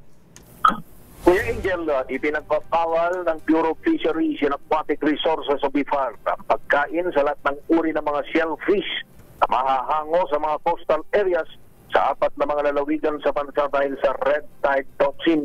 Kabilang sa mga baybayin na positibo sa red tide o paralytic shellfish poison ay ang coastal waters ng Leyte sa Leyte, Matarinaw Bay sa Eastern Samar, Dumangilas Bay sa Zamboanga del Sur, at ang coastal water ng Tungawan sa Zamboanga, Sibugay Province. Ayon sa BIPAR, bawal ang pagkain sa lahat ng klase ng shellfish at alamang na galing sa nabanggit na mga karagatan, pero maaari namang kainin ng mga isda, mga hipon, pusit at alimango basta huhugasan lamang na mabuti ang mga ito, tatanggalan ng lamang loob bago lutuin. Samantala, red tide free o ligtas kainin ang lahat ng uri ng mga shellfish sa coastal waters na saklaw o sakop ng buong stretch ng Manila Bay kabilang nasa lalawigan ng Cavite. Ating dito sa NCR sa lungsod ng Las Piñas, Parañaque, Botas, Bulacan at sa mga karagatan na sakop ng Bataan, Pampanga, Zambales at iba pang mga coastal areas na hindi kabilang sa listahang inilabas ng BIPAR. Ako si Bal Gonzalez, DZRH, una sa Pilipinas, una sa Pilipino. Maraming salamat, Bal. 39 na makalipas ang alas 5 ng umaga, oras na para tayo po'y mag-ultimayo. Pero sabi nga po ng mga dalubhasa, 1 oras bago matulog, 2 kapsula para ma-achieve natin ang mga benefits ng ultimayo. Ang ultimayo po ay postbiotic with Lactococcus lactis strain plasma. Ito po'y dumaan sa mahabang clinical trial dyan po sa Japan. Hindi po testimonial, hindi po kwentong kutsero, human clinical trial. Ang bawat kapsula po ng Ultimayo ay nagtataglay ng 50 billion cells ng Lactococcus lactis strain plasma. Kaya po napaka-potent po nito na pagpasok po sa ating sistema, sa ating pong katawan, ina-activate po nito yung PDC, yung plasmacytoid dendritic cell, yun po yung tinatawag na commander ng ating immune system. Yan po yung nagtataboy ng mga toksin sa ating katawan habang tayo po ay natutulog. Ilan lamang yan sa mga benepisyo po ng Ultimayo. Ang Ultimayo po ay available sa Mercury Drug, Amesco Drug, Pasmed Pharmacy, John's Pharmacy at Curamed. Kung kayo po may mga katanungan pa, mag-text lamang po sa 0917-110-6580. Ang Ultimayo po ang kauna-unahang postbiotic food supplement na rehistrado sa Food and Drug Administration, halal certified. Pero wag natin kalimutan ha, ang Ultimayo po ay hindi gamot at hindi dapat gamitin panggamot sa anumang uri ng sakit. 40 minutos na makalipas ang alas 5 ng umaga. Umaga, Pilipinas. 46 na makalipas ang alas 5 ng umaga. Balikan natin si Jundi Makuta. Kasama na niya si dating Cotabato City Mayor Musema. Assalamualaikum, Brother Jun. Alaikum assalam, Kuya Angel, at magandang umaga sa ating mga kababayan. This morning ay ating kumbaga ang naganap kahapon na mga commemoration ng Jabida Massacre dan sa Land Declaration at ang kabuang martyrdom ng mga mujahideen both sa MNLF at MILF na lumaban at namatay bilang kabahagi ng struggle para sa ng bawat Moro. Si MNLF Chairman Muslim Gisema, Kangkang Minister ng Molly Barm, kasamang original members ng Council of 15 at ang kanyang may bahay, ang ina ng BUL, si Baisandra Siso at ang Patuan Sema, at ang iba't ibang hanay ng MNLF community mula sa iba't ibang sulok ng Mindanao, Visayas at Luzon ay nagtipon-tipon dito sa Cotabato City sa naturang commemoration nitong syuda, no, itong Jabida Massacre. Kasama po natin ngayon ang MNLF Chairman na Muslimin Gisema at upang may pagpatuloy natin na matalakay ang iba't ibang mga mahalagang bagay na patuloy pa rin pinaglalaban ng MNLF. Good morning. Assalamualaikum, Chairman Sema. Sir. Assalamualaikum, June, sa ating mga kababayan dito sa Mindanao at sa buong Pilipinas na maaaring maabot ng radyo natin ngayon na at sa inyong mga staff. Maraming salamat. Yung anchor po natin si Angelo Palmones po, Mayor. Assalamualaikum, Mayor, Chairman. Alaikum salam. Apo. Jun, sige, go ahead. Okay. Sa tingin niyo ba, Chairman Musema, with regards dito sa under the Marcos Jr. administration, may realization na ba sa transformation program, yung healing and reconciliation sa MNLF communities under the 1996 final peace agreement with the government after ng ilang taon na nagkaroon ng peace agreement and until now, ay meron na bang realization dito sa mga transformation program natin?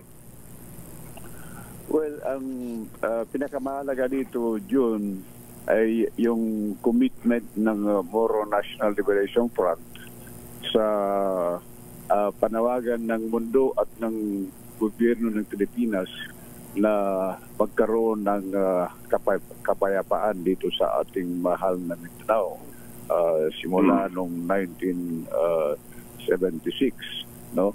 At yan po ay pinanindigan ng Moro National Liberation Front sa kabila ng maraming mga pagsubok na dumaan sa atin.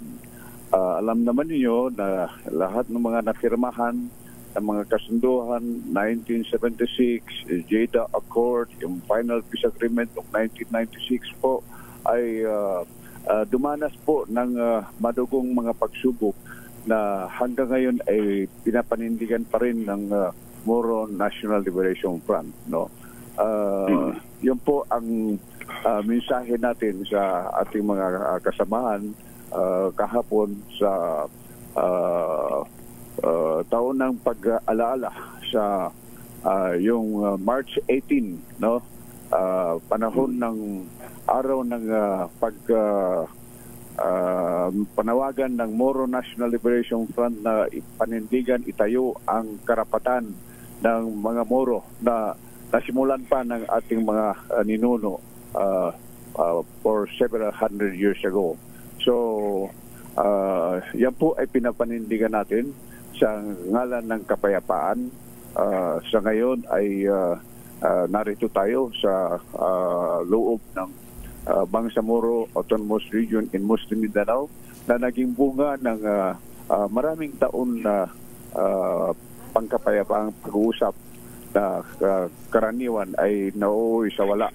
So, gayunpaman ay pinapanindigan pa rin ng Moro National Liberation Front ang panawagan na yun ng mundo, no, ng Organization of Islamic Conference, no, pati ng mga ibang nasyon outside of the Organization of Islamic Conference at yung mga pangako ng ating national government na kanilang tutuparin ang kanilang mga pinangako sa Bangsamoro people, June. Okay. Yes. Gusto ko lang din matanong kay Chairman, with the development recently sa BARM, will MNLF still be active in the upcoming midterm elections, Chairman? Are you referring to the change of leadership? Yeah. Sa mga pagbabago sa BARM, hindi lang siguro yung change of leadership, but more importantly yung iba pang mga iba pang mga recent na developments diyan sa sa BARM, Opo. Of course, we welcome itong changing of leadership na sa tingin natin ay hindi rin naman napapalayo masyado sa adikain ng pagpapalakad ng transition authority, no? Ang pinapanawagan lang po natin sa ating partners sa national government, especially under the leadership of President Marcos Jr., ay yung pagtingin po sa mabuting paghawak ng mga pangyayari dito sa transition authority na ngayon. No? Kami sa Moro National Liberation Front, in particular, is very sensitive po sa pangangalaga sa itong pinasok namin na kasunduan, no? Pinasok namin na usapan na kami ay sasali sa implementasyon.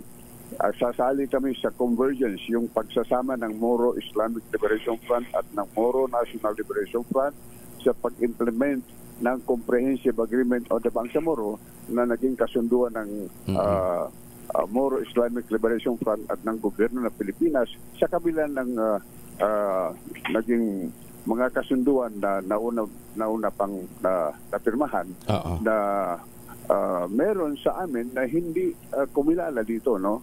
Pero pinagtiisan namin, pinanindigan namin ang panawagan para sa kapayapaan, na para may pagpatuloy ito ay kinakailangan magkaisa kami sa pagsusulong ng bagong arrangement na ito, yung pagtatayo ng Bangsamoro Autonomous Region in Muslim Mindanao pagkatapos ng ARMM. No? Chairman, ito ay pinapanindigan namin at kinikilala namin.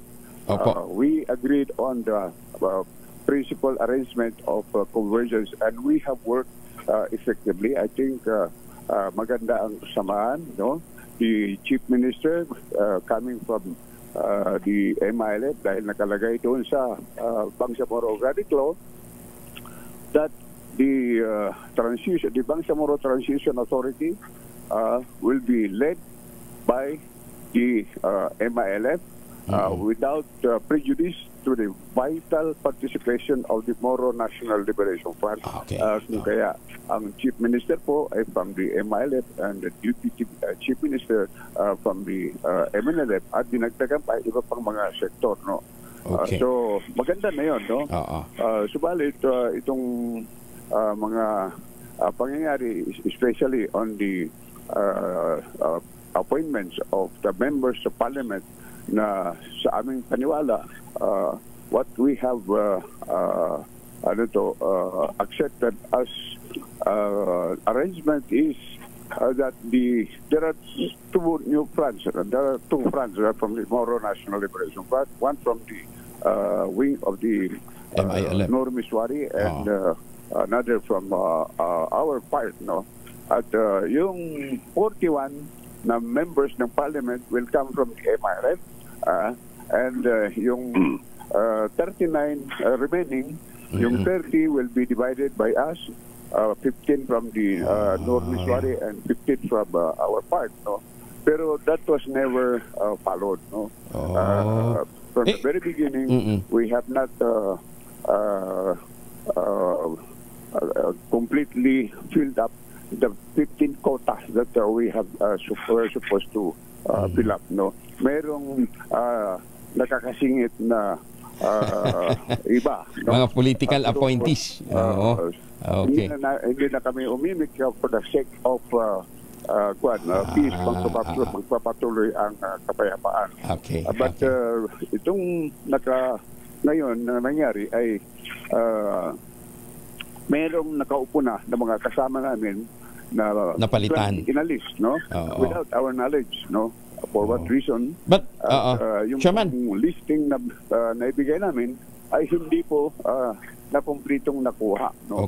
So what we're saying here is we just want the people to know, no?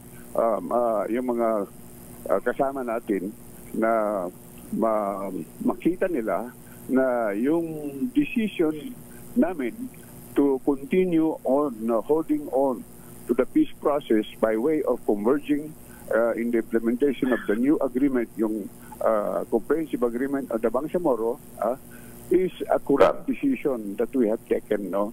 Hindi po mali dahil yung mga usapan ay natutupad. Okay, Chairman. Malaki po ang namin. Jun, I really wish to ask more question, kaya lang may tambak pa tayong mga commercial. In the meantime, Jun, thank you for joining us this morning. Maraming salamat, Chairman. Thank you for joining us. Good morning. Sukran. Okay. Yes, napaka mahalaga ito mga tinutalakay with the chairman ng MNLF, Musema, ako yung Angel, but anyway, marami pang pagkakataon at tayo ngay may maraming commercial na nakatambak. Salamat, Chairman Musema, sa pagkakataong binigay niyo sa DZRH. Maraming salamat. Opo, yan po naman, ako yung Angel, si MNLF Chairman Musevin G. Musema, ang concurrent minister ng Molly Farm at Chairman ng MNLF. Mula sa Mindanao, RH19, June Makuta. Maraming salamat si June Di Makuta mula po sa Mindanao. Samantala, sandalit na marami tayong naipit na mga commercial dito. No, ha? Anyway, 2 minuto na lamang po bago po mag-ACES sa umaga. Muli, paalala ho natin sa mga suki natin dyan po sa Binangonan, Rizal. St. Monique Balay, the most prestigious project dyan po sa Binangonan. Tingnan po ninyo yung kanilang townhouse model na 2-story balcony with 2 to 3 bedrooms. Pwede nyo ma-avail through Pag-ibig financing at less than 20,000 pesos, 30 years to pay. Tawag po kayo sa 0917-719-7908 para po sa karagdagang detalye. Yan po ang St. Monique Balay. Maganda umaga, Pilipinas! Umaga, Pilipinas! Ay, paano po? Paalam na tayo. Susunod na po ang 2x2 at ang ACS Balita. Magtanim ng kawayan para sa kalikasan at kabuhayan. Kuya Angel po si Angelo Palmona. Sigiwan sa inyo na isang magandang umaga. Ay, magandang umaga nga pala kay Mayor Sene Mendoza. Diyan po sa Talisay, Batangas, ha? Ang ating quote of the day ngayong araw na ito ay yung pong pahayag po ni Solicitor General Minardo Guevara. Ang sabi niya ho, it's the President's call. The OSG acts only as counsel for the government. OSG acts not only as counsel for the government, it is also the tribune of the people. 2x2 in just a while.